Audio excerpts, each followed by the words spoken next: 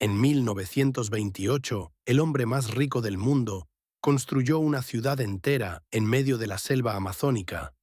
Tenía hospital, tenía electricidad, tenía campo de golf, y en 1934 la abandonó para siempre, sin haber producido ni una sola gota de lo que fue a buscar. Y no es el único. Brasil esconde lugares que ningún libro de historia te va a contar. Una iglesia hundida bajo el agua de una represa. 5 barrios enteros de una ciudad moderna vaciados porque el suelo debajo de ellos se estaba derrumbando. Una prisión en una isla donde nació el grupo criminal más peligroso del país. Estos son los 9 lugares abandonados más impactantes de Brasil. Número 9. Villa de Biribiri, Minas Gerais. Hay lugares que no desaparecen por una guerra ni por un desastre natural. Algunos simplemente se quedan quietos cuando la razón para existir deja de existir. Y eso, de alguna manera, es todavía más extraño que cualquier catástrofe. En el año 1876, en el estado de Minas Gerais, 3 hermanos decidieron construir una fábrica textil en medio de un valle rodeado de ríos y montañas. La llamaron Biribiri, una palabra de la lengua indígena tupi-guaraní que significa hoyo profundo. Desde el primer día, la fábrica no fue solo una fábrica. Fue una ciudad entera construida alrededor de ella. Los dueños levantaron casas para los trabajadores, una escuela, una iglesia y tiendas donde la gente podía comprar lo que necesitaba. Todo estaba en el mismo lugar. El río Biribiri corría cerca y sus aguas movían las turbinas que daban electricidad tanto a la fábrica como al pueblo. No había necesidad de salir. Era un mundo pequeño y completo que funcionaba solo. En su mejor momento, la fábrica tenía más de 1.200 trabajadores. La campana de la iglesia fue fabricada dentro del mismo complejo. El reloj que decoraba el edificio principal fue un regalo de la familia real portuguesa. Incluso el arquitecto que diseñó las casas de los trabajadores vino desde Europa. Esos detalles dicen mucho sobre lo importante y lo ambicioso que era este lugar en su época. Pero en 1973, la fábrica cerró sus puertas. Y cuando la fábrica se fue, la gente también se fue. Las casas quedaron vacías. Las calles se llenaron de silencio. Las máquinas que alguna vez hicieron ruido durante horas dejaron de moverse para siempre.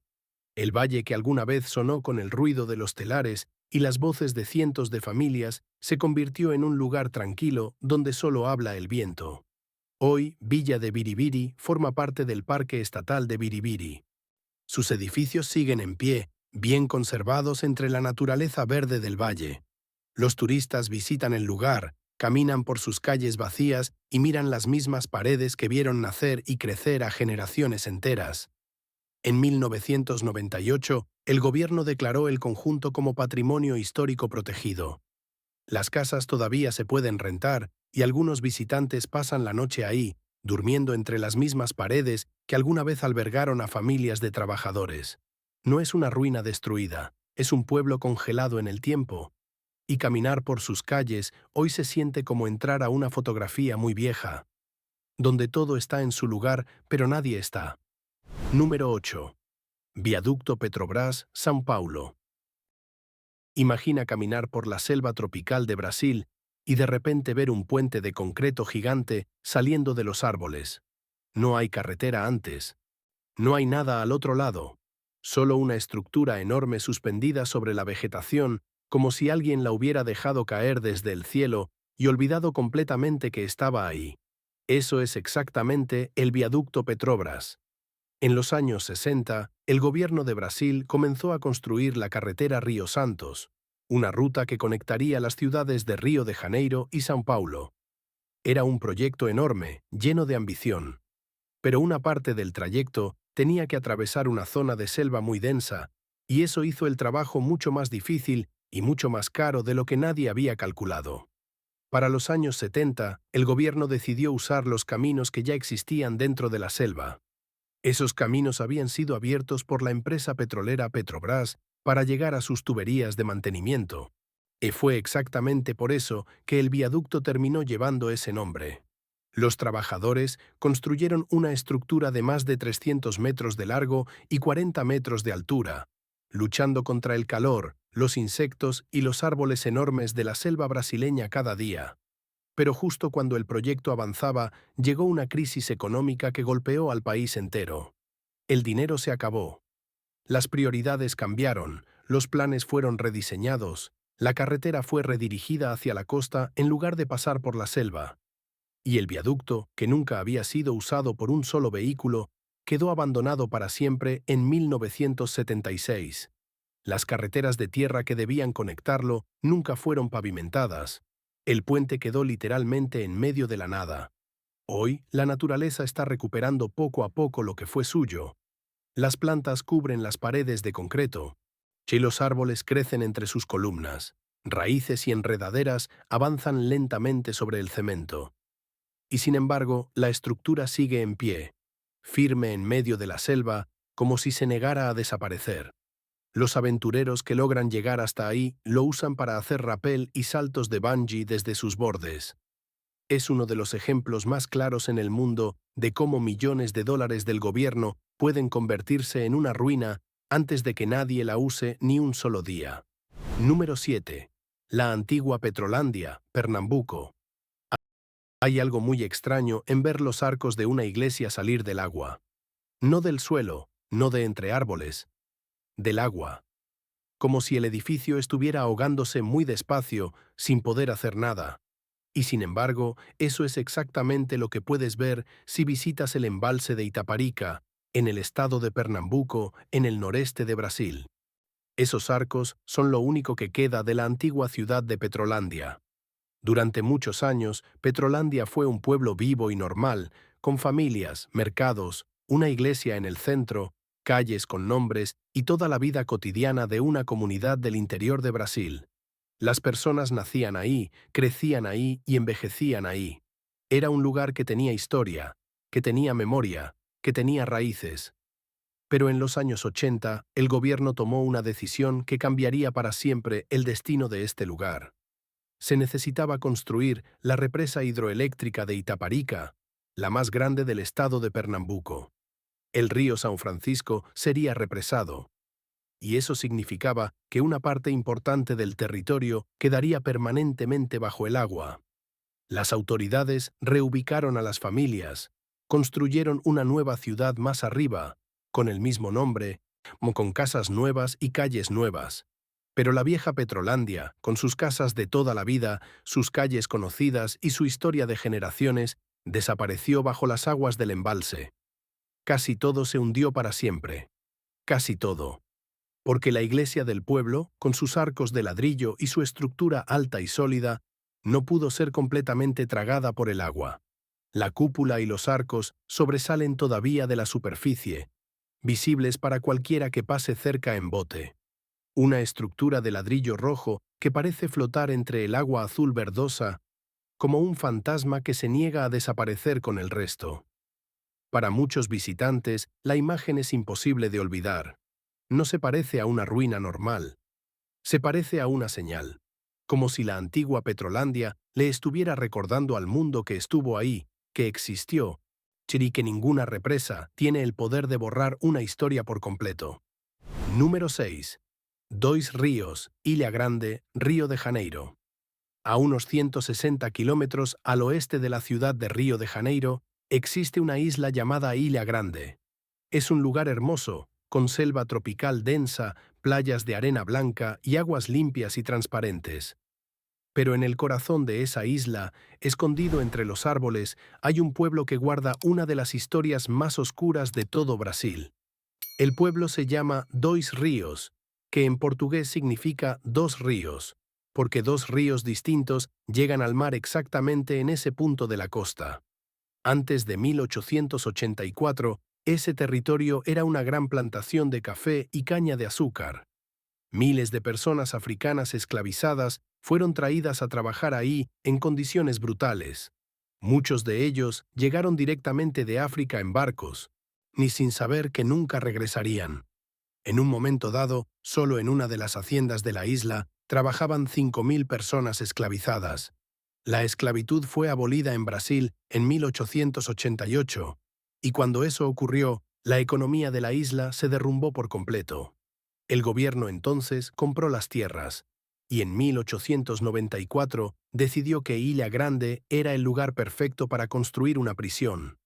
Lejana del continente, rodeada de agua por todos lados, imposible de escapar. Los presos llegaron por décadas. El escritor brasileño Graciliano Ramos, encarcelado ahí en 1936, escribió estas palabras sobre el lugar: «La gente no viene aquí a corregirse, viene a morir». Con los años, la prisión se convirtió en un presidio de máxima seguridad.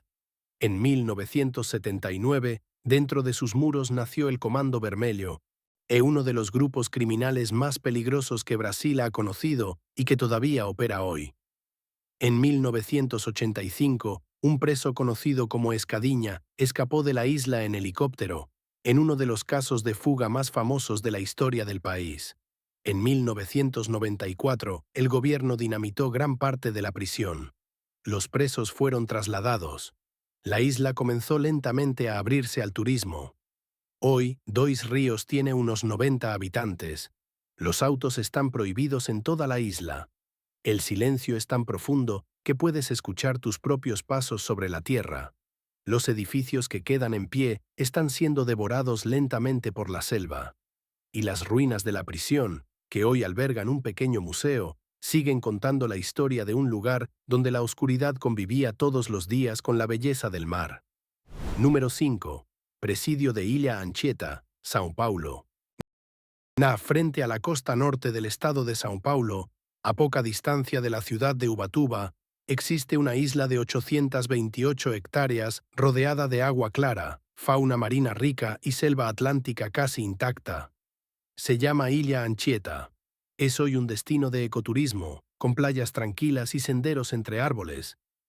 Pero por más de 50 años, esa misma isla fue una prisión. Todo comenzó en 1902, cuando el gobierno construyó una colonia penal en la isla. La isla fue usada como colonia penitenciaria, luego cerrada, luego reabierta en 1928, esta vez para alojar presos políticos.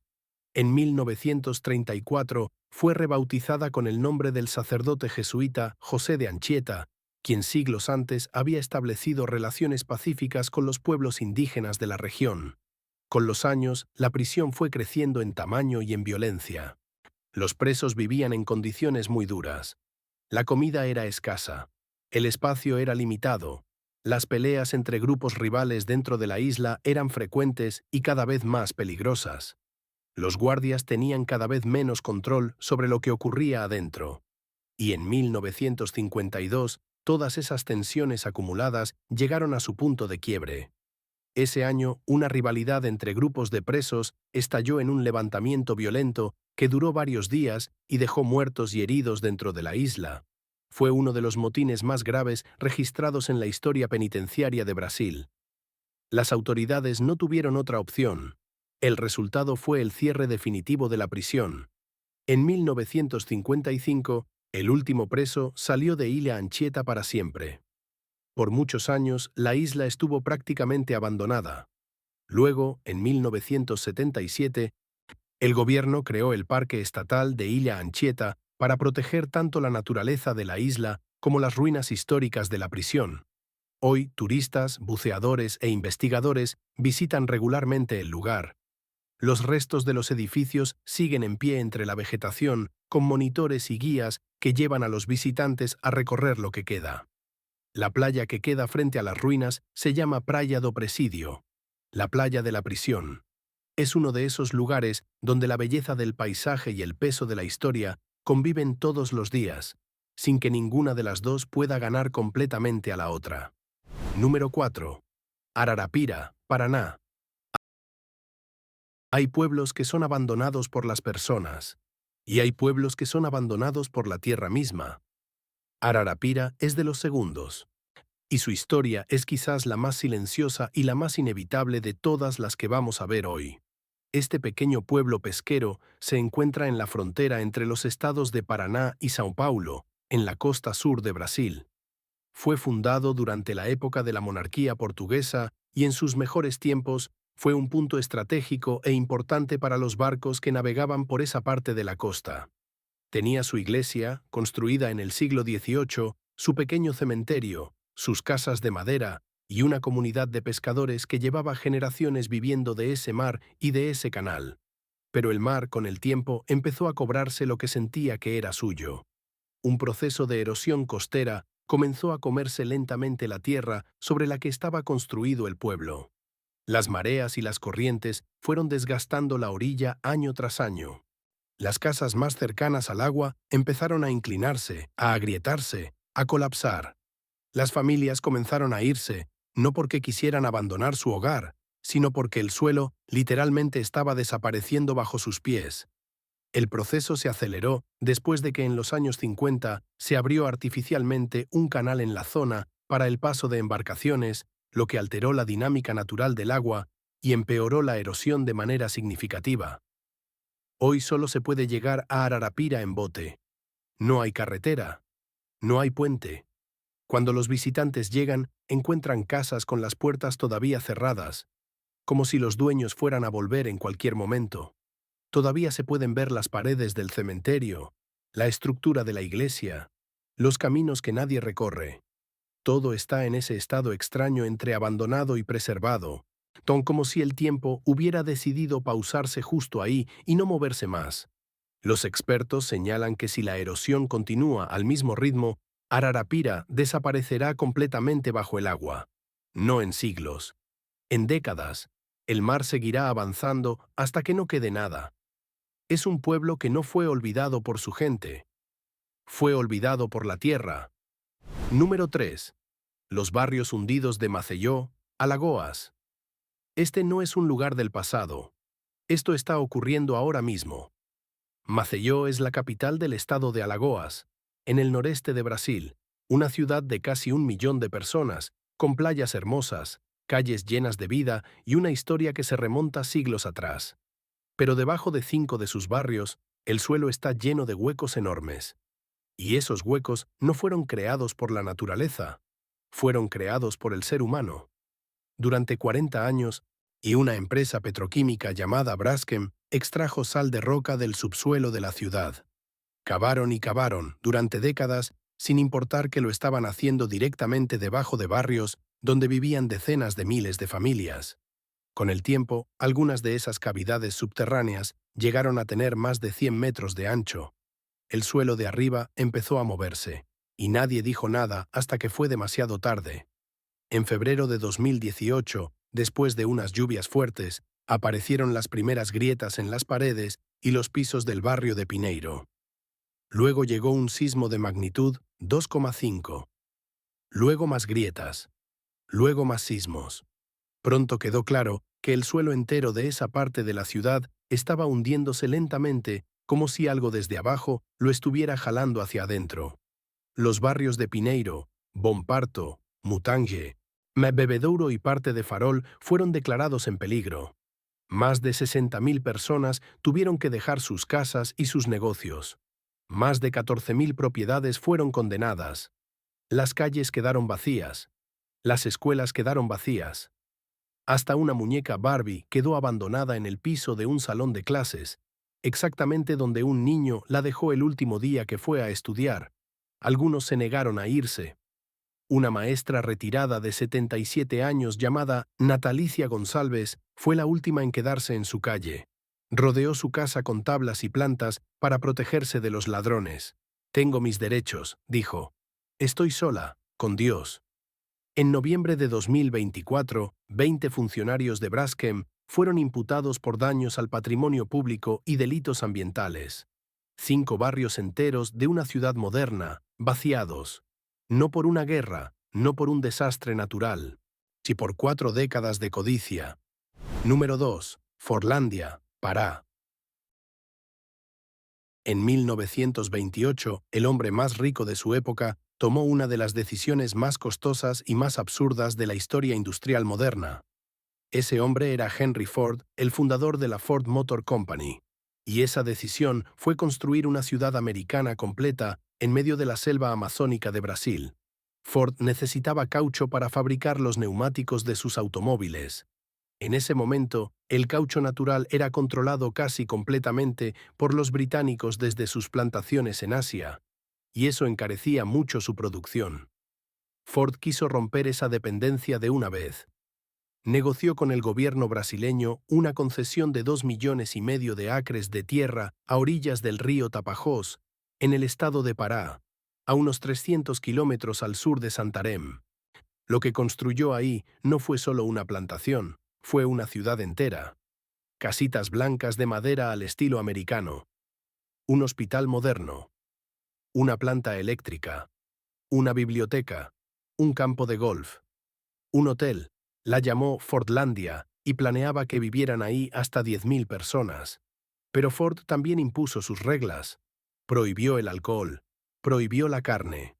Los trabajadores brasileños fueron obligados a comer avena, arroz integral y duraznos en conserva. Debían usar tarjetas de identificación, trabajar al mediodía bajo el sol tropical y asistir a sesiones de lectura de poesía en las noches. Todo al estilo americano. Los trabajadores se hartaron. En diciembre de 1930, estallaron en lo que se conoció como la revuelta de la cafetería. Destruyeron maquinaria, y cortaron las líneas de telégrafo y persiguieron a los gerentes hasta la selva por varios días. El ejército brasileño tuvo que intervenir, pero el problema más grande no eran los trabajadores, era la naturaleza. Ford había plantado los árboles de caucho demasiado juntos sin consultar a ningún botánico. En esa configuración eran presa fácil de plagas, hongos y orugas. La producción de látex fue casi inexistente. En 1934, Ford abandonó la ciudad. En 1945, su nieto la vendió de vuelta al gobierno por una fracción de lo que costó. La pérdida total superó los 20 millones de dólares. Y ni una sola gota de látex de Fordlandia llegó jamás a un automóvil Ford. Henry Ford nunca visitó su ciudad. Ni una sola vez. Número 1. Colonia Cecilia, Paraná. En 1890, un grupo de italianos llegó al estado de Paraná con una idea que nunca antes había sido probada a esa escala en Brasil. No venían a buscar dinero, no venían a conquistar nada, venían a construir una sociedad sin gobierno, sin leyes, sin jefes y sin dinero. Una comunidad donde todos fueran iguales y todo fuera compartido por igual. La llamaron la Colonia Cecilia. Su fundador fue Giovanni Rossi, un agrónomo y filósofo italiano que llevaba años soñando con crear una comunidad anarquista real. El gobierno de Brasil, que en ese momento necesitaba colonos para poblar el sur del país, le cedió las tierras sin mayor problema. Al principio, la colonia tenía menos de 50 personas. Trabajaban el campo juntos, compartían todo lo que producían y tomaban sus decisiones en asamblea. No había alcalde, no había policía, no había jerarquía de ningún tipo. Era un experimento social vivo, funcionando de verdad en medio de la selva del sur de Brasil. Intelectuales y periodistas europeos viajaron hasta ahí para verlo con sus propios ojos. Pero las dificultades fueron creciendo con el tiempo. La producción agrícola no era suficiente para mantener a todos. Las discusiones sobre cómo organizar el trabajo se volvieron más frecuentes y más tensas. Algunos colonos se fueron. Otros llegaron con ideas distintas sobre cómo debía funcionar todo. Las diferencias entre personas que compartían los mismos sueños pero no las mismas formas de vivir fueron rompiendo lentamente la unidad del grupo hasta que no quedó nada que sostuviera a la comunidad entera. En 1894, apenas 4 años después de su fundación, la Colonia Cecilia se disolvió. Rossi regresó a Europa. Y los colonos se dispersaron por el país. Las tierras volvieron a manos del Estado. Lo que quedó no fue una ruina de piedra ni de ladrillo. Lo que quedó fue una pregunta. Una pregunta que sigue sin respuesta hasta hoy. Si los seres humanos somos realmente capaces de vivir sin estructuras de poder. Si la igualdad total es posible cuando las personas tienen necesidades distintas, caracteres distintos y sueños que no siempre van en la misma dirección. La Colonia Cecilia duró 4 años. La pregunta que dejó lleva más de 100. Ahora te pregunto algo. Si este video te impactó, si alguna de estas historias te dejó pensando, compártelo con alguien. Porque hay millones de personas que nunca van a saber que estas cosas existieron, y tú puedes cambiar eso con un solo clic. Dale like si quieres que sigamos trayendo historias como esta. Y suscríbete, porque lo que viene en este canal es todavía más impactante que lo que acabas de ver. Nos vemos en el próximo video.